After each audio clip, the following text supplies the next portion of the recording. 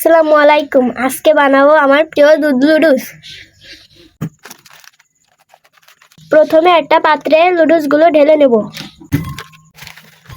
তারপরে লুডুসগুলোকে আস্তে আস্তে ছাড়িয়ে নেব।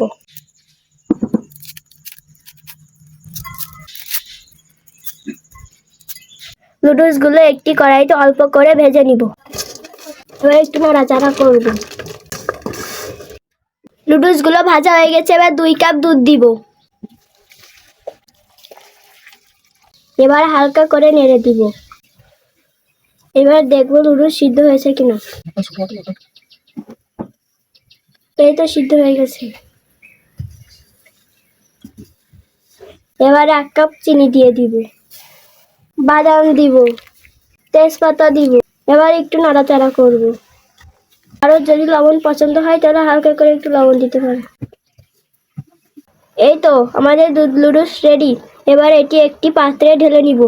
এটা সবাই খেতে পারবেন, যেমনই পুষ্টিকর তেমনই সুস্বাদু।